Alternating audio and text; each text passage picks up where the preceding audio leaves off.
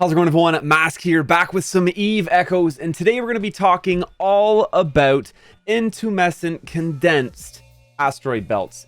Nothing but the cold hard facts. I'm not here to waste your time with PR stunts, speculation, all of that nonsense, because honestly, I just don't really care about it, and it's not what the channel is all about.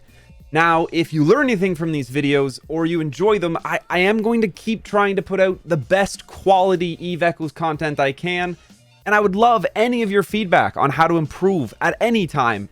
Always let me know in the comments down below, or DM me on Discord. My Discord DMs are always open. You can find me on my Discord channel, discord.gg/masktv, or it's just MaskScarin 0001. So I've actually got some really great feedback on my last couple videos that I am going to try to implement going forward. Biggest one, try to keep it short, simple. So that's what we're gonna do. Compressed belts, what is it about them that is so crazy? Well, let's take a look at what is actually dropping. We're getting compressed ore, which is worth 10 times as much as regular ore. So for every compressed ore you mine, you're actually mining 10 regular ones. So if you fill up your entire cargo hold with compressed ore, that's 10 entire trips done all at once. So we've all seen these condensed asteroid belts, and that is where you get your compressed ore from. But what's the talk of the town has been these intumescents. Well, what do we actually know about them? So the best way to go right into that is let's look at the spawn rates of these belts. Thank you very much to Sovereign RPG for uncovering the spawn rate. I do believe he said the devs handed him this so we can bank on it, hopefully, and it makes a lot of sense. But let me break down the math behind this spawn rate here. Basically, the actual base spawn rate is going to be about 0.1%, and it's diluted by there being less than 3 gates in system. So the way we can break down this confusing looking formula is this is a minimum of a data set that it will take. So the minimum is the gate number divided by 3 or 1, whatever the minimum is. So if we look at our number of gates here, we put it to 2, our multiplier becomes 2/3. If there's only 1 gate in system, it's a multiplier of 1/3. So it actually makes the spawn rate 3 times as bad if there's only 1 gate. If there's 3 gates, then the math will start taking the 1 in this formula up here, because it's being the minimum or 1. So as long as there's 3 gates, 3 or more gates, you are maximizing the spawn rate in a system. And I would imagine that this type of math is used for many other parts of the game as well, like Dead Space spawns. They've probably kept a very similar use of gate numbers in their formulas. So moving on from it, trying to get through this as quick as I can. Basically, if we'll just look at there being 3 gates in the system, I've broken down the compressed belt spawn rates, which are rolled once every hour. Sovereign RPG also gave us that information. Thank you very much. So we're looking at, in 1 gate systems, we have a 0.03% chance of a compressed belt spawning, which means every hour, one compressed belt should spawn in every 2,871 systems. Or you can look at it the other way. You should see a compressed belt spawn in every system once every 2,871 hours. Now, these are for 1 gate systems. 3 gate systems start looking like a very more approachable number, about 1 in every 1,000. Every hour, you'll see a compressed belt spawn in 1 in every 1,000 systems. Now, quite simply put, after this compressed belt spawn roll is successful, it does a second roll to see what type of compressed belt it will be. And of those types, there's a 20% chance it's an intumescent. So very simply put, you take these spawn chances and these spawn rates and you divide them by 5 to get what the actual intumescent spawn rate is. So in systems with 3 gates, 1 in every 4,785 hours, you should see an intumescent belt spawn. That's enough with the spawn rates. You can see it now. They're quite rare, and it's actually neat to see the compressed belts themselves. This is not that bad. You think about there's thousands and thousands of systems in the game. There's compressed belts spawning somewhere in New Eden every single hour. So now, what else do we know about them? These intumescent belts, when they're spawned and they exist in a system, they will spawn little baby condensed belts, and that is the true value of these. As you can see, actually I turned my mining off. I'm sitting here right now in one of the baby spawns of an Intumescent belt, and I'm going to get to mine it out. I'm getting 10 times my mining value right now mining this belt. That's the incredible thing about actual condensed belts themselves, the ores you get. So if we leave this Intumescent belt here and protect it, actually, that becomes the really hard point here, is everyone wants to mine these condensed belts. They're worth 10 times their value in ore, so people are going to flock to them when they see them in system. They want to mine them. But if you can protect this Intumescent belt, the biggest key, the hardest thing ends up being protecting it from your allies, because nobody wants to use aggressive force against blues, causing diplomatic issues. As long as it remains in the system, it will continue to spawn more and more regional decaying, all of the different kinds of non-intumescent belts, non-intumescent compressed belts, I should say. And you just basically need to leave the intumescent up, just like a base, an anomaly base. I don't think I've actually. Oh yeah, so there's a level 2 Blood Raider base in this system. It will continue to spawn. These are the system anomalies, just similar to the regular mining, belts and clusters in the system, but we will continue to see more level 2 anomalies spawn because of the Blood Raider base. That's exactly how the Intumescent works. And the craziest part is the Intumescent belt will also level up, just like the anomalies, the system anomalies do. So if you protect this Intumescent belt for long enough, it will level up. And the cool thing is, when it levels up, it gets a brand new let's call it a brand new bill of health. It spawns as a full new Intumescent belt. So if someone has mined a few rocks out of your current one and you're worried about it getting completely destroyed, because once it's destroyed, it's gone, and it will no longer continue to spawn little baby condensed belts. But when it levels up, it gets a fresh bill of health.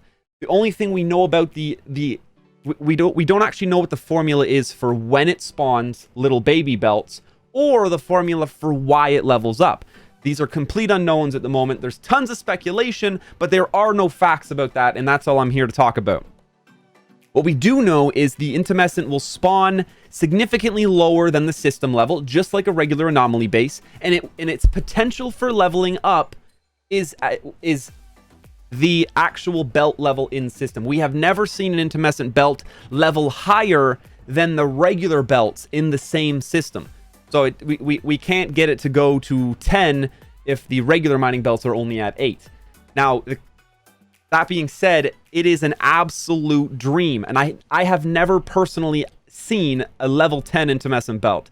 I would love to, and the actual craziness that would be, spawning multiple little level 10 compressed belts per day, that is the dream. And I can't wait to see someone pull it off. But we don't have the formula for why it levels up, when it levels up, or when it spawns little babies. All of that seems random right now. And honestly, just judging by how they've written the formula for spawning the Intumescent and or compressed belts in the first place, I'm sure the reason we can't pin down a time frame on how often or when they spawn the baby belts, or when the Intumescent belt itself levels up, is because it's probably gated behind an RNG rolling system similar to the one we're seeing that spawns a belt in the first place. So it's just going to be a complete RNG roll. When it hits, it hits. When it doesn't, it doesn't.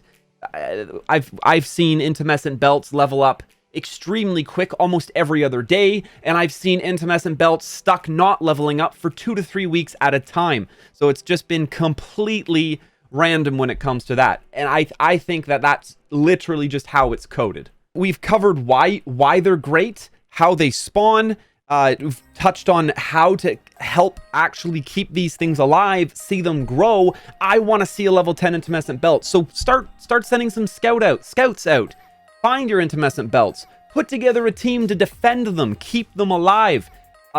Let's see if we can find or actually get a belt to level 10. I would love to see that. That being said, hunting Intumescent belts and mining them, especially when they're your enemies, is phenomenal content. I'm just as excited to see that. The fact that there is content being created around mining belts as an indie, as a basically a primary mining player, although prospecting to start moving into other things. I think this is incredible, and I have a lot of fun with it myself. Just to give you a little idea, this was one spawnling off a level 6 Intumescent. This was a level 6 regional compressed belt. Mind you, regionals are the best of the baby belts, and this estimated value is off because I am on the test server at the moment, and the estimated prices are incorrect, but it's still an absolute ton of ores. This is 3/4 of an inventory. I would expect this to be worth at least 40 to 50 mil in game at the moment.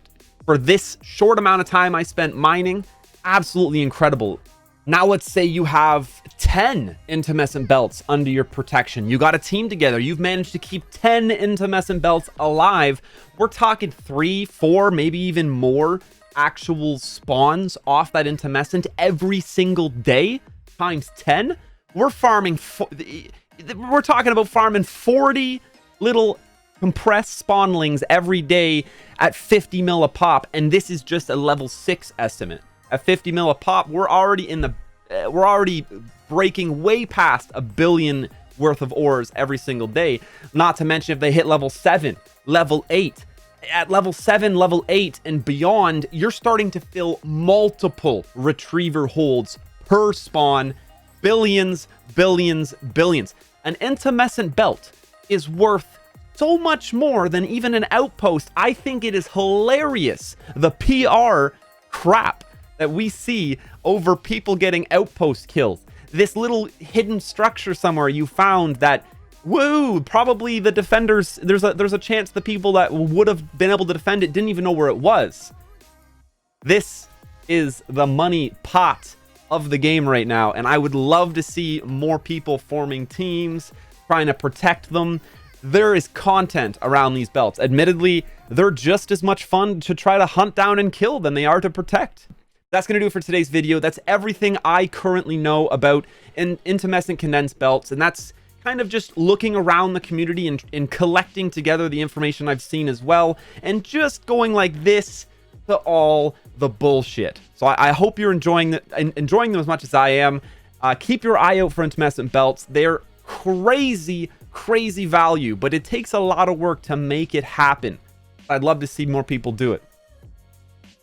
But as always, if you learned anything today, please consider subscribing, liking the video, sharing it with a friend. It really helps me out, and I really want to keep making more and more quality content for Eve Echoes. As always, any suggestions on how to improve on any of the videos I make, please let me know in the comments down below, or DM me on Discord. My Discord DMs are always open. You can find me on my Discord channel, discord.gg/masktv, or it's just MaskScarin 0001. It's the best way I can get better at what I do. And most of all, don't forget, until next time, first I gotta say, pizza, I love you, man. And fam, stay classy.